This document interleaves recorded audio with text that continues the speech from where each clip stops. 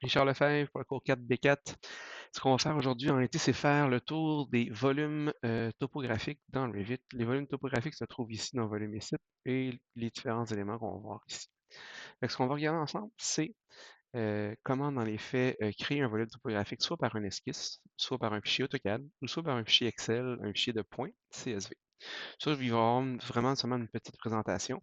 Et suite à ça, en réalité, on va tomber vraiment dans l'exercice de volume topographique.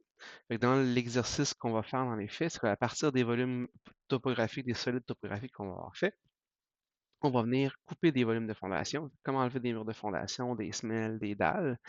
Comment enlever vraiment des grandes zones de sol dans un sous-sol. On appelait ça en réalité avant des terre-pleins. Mais maintenant, ça n'existe plus, il y a d'autres façons pour le faire. On va venir aussi couper, créer des volumes d'excavation. Fait que comment vraiment enlever une excavation, puis voir comment le sol en réalité qu'on peut garder ou enlever dans notre projet. Et créer aussi des petites pentes simples. Fait que comme je disais, ce qu'on va faire, on va faire deux choses. Premièrement, on va voir les différents types de création de sol par esquisse, par AutoCAD ou par Excel. Et suite à ça, en réalité, ce qu'on va faire, c'est qu'on va venir travailler sur ce formatif-là, en réalité, qui s'appelle formatif solide topo simple, qui passe à travers, en réalité, comment créer deux types là, sur un bâtiment de gauche, sur un bâtiment de droite, avec les différentes formes de fondation et les différentes commandes. Bon, on commence premièrement en réalité, façon simple, sans réfléchir, sans faire l'exercice. Première étape en été pour faire un volume topographique simplement par un esquisse. Ce qu'on va faire, on va aller sur un niveau X. Comme je dis, là, je ne le fais pas vraiment, là. On va avoir vraiment un exercice que j'ai créé, j'ai potentiellement choisi le bon terrain ici. Je vais utiliser, c'est comme un sol, c'est comme un toit, là. On vient vraiment se faire une belle forme comme ça. On finit la zone, je vais rien attacher. Je vais voir en 3D. Et on voit maintenant que j'ai bel et bien un beau sol ici, là, avec une belle épaisseur, avec les différents éléments nécessaires. Si je viens dans une coupe longitudinale, on va vraiment voir en réalité que je me retrouve avec un sol ici complet. Ça, c'est la première façon de faire. On va la supprimer parce que c'est vraiment juste une petite façon de faire. Fait que premier esquisse. On va revenir, comme je dis, dans l'exercice formatif. Ensuite de ça, l'autre façon de faire, on va aller dans faire solide topographique à partir d'une importation et on peut importer soit à partir d'un fichier CAO, fichier CAD, ou un fichier CSV, un fichier de points. On va commencer par le fichier CAD. Pour ce faire, je dois avoir un fichier CAD lié dans mon projet.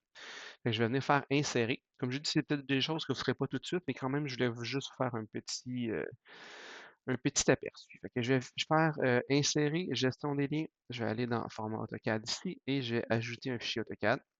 J'ai déjà mon fichier ici qui s'appelle terrain courbe de niveau. Je sais que c'est en mètres, etc., etc. Je vais laisser ça comme ça, voir ce que ça va donner. Je fais ouvrir et je fais OK. Fait que là, je devrais avoir un fichier AutoCAD. Oups, ben oui, effectivement, il s'est loadé. Vous le voyez vraiment, vraiment trop, mais c'est pas vraiment grave pour l'instant, là. On verra ce que ça va donner en temps et lieu.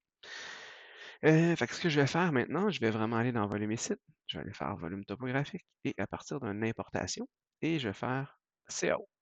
Ce qui va me demander de faire, tout simplement, de sélectionner mon fichier CAO. Une fois que j'ai sélectionné mon fichier CAO, il va me demander quelle couche, quel layer dans AutoCAD je vais utiliser. Dans ce cas-ci, je sais que c'est sur courbe niveau. C'est seulement cette courbe-là, sur cette couche-là où est-ce que j'ai mes différents éléments de site. Et je fais OK. Et voici, je vous ai vu à travers en réalité le site AutoCAD, le site est dessiné maintenant. Fait que je peux voir que bel et bien, si par exemple j'enlève le site AutoCAD, on peut voir que c'est le site AutoCAD ici, je vais le cacher. On voit bel et bien que j'ai un beau site avec des belles coupes ici. Par contre, problématique, il est quand même pas mal haut.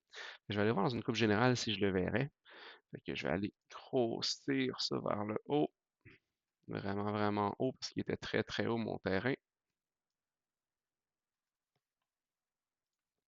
Bon, le voici, finalement, j'ai tout simplement fermé le cadre pour le voir. Fait que j'ai le terrain AutoCAD et j'ai le terrain 3D de Revit. Fait que ce que je vais faire, c'est que je vais prendre les deux. Là, je vois qu'il y en a un qui est piné, je pense, le fichier AutoCAD. Ouais, fait que je vais enlever celui-là. Je vais prendre les deux et je vais les baisser à un niveau un petit peu plus correct pour que je puisse le voir dans mes projets. Comme je vous dis, là, c'est vraiment une présentation plus que d'autres choses, là.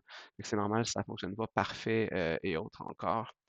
On va ici, je vais le mettre en vue de top juste pour me positionner de façon aléatoire mon terrain. Ça, peut-être le tasser un petit peu comme ça. Et je vais aller retourner voir ce que ça donne. Fait que voici mes sites. Remarquez comment que les courbes de niveau ont apparu. Les courbes de niveau, on va voir ça plus tard pendant la session. Les courbes de niveau ont apparu simplement parce que les courbes de niveau apparaissent à partir d'un certain niveau jusqu'à un certain niveau. Puisque j'étais vraiment trop haut, les courbes de niveau apparaissaient pas. Fait que cette fois-ci, c'est une façon de faire avec le fichier AutoCAD qu'on peut voir ici. Je vais enlever le site et le fichier AutoCAD, je l'avais dû cacher. Et le fichier AutoCAD qui est ici que je vais supprimer encore une fois. Je vais quand même aller voir pour être sûr dans mes gestions liens. Ah, le fichier plus là, je l'ai effacé. Parfait. Donc ça, c'est la première façon de faire. Deuxième façon de faire, volume et site. Encore une fois ici, à partir d'une importation. Et on va faire à partir d'un fichier CSV. Qu'est-ce qu'un fichier CSV? C'est un fichier qui ressemble à un fichier Excel. Je pourrais l'ouvrir avec vous. Alors, voici le fichier CSV. C'est un fichier avec plusieurs coordonnées de points qui me présente vraiment tous les différents points. Là, fait que le point 2 jusqu'au point à l'infini, là, j'ai quand même créé beaucoup de points avec différentes coordonnées en X, en Y et en Z pour chacun de ces points-là. Fait que c'est vraiment ce qu'il y a à l'intérieur de ce fichier-là ici. Et je le sélectionne, je fais ouvrir. Il me demande quelle unité, je sais très bien que 100 mètres, fait que ça devrait bien aller. Je fais OK. Là, il me dit, hop, il est là, mais il doit être très très haut, fait que c'est pour ça que je ne le vois pas. Effectivement, il était très très haut, je ne le voyais pas. Je vais retourner dans ma coupe longitudinale pour venir redescendre un petit peu comme j'ai fait tantôt, le niveau de terrain ici. On va y aller aléatoirement encore une fois. Monter ça un petit peu comme ça par exemple, peut-être. On va retourner voir en 3D ce que ça donne.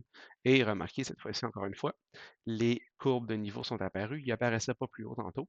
Et c'est la façon de faire un terrain avec un fichier CSV. Bien entendu, c'est les fichiers, normalement, les fichiers CAD et les fichiers CSV qui viennent des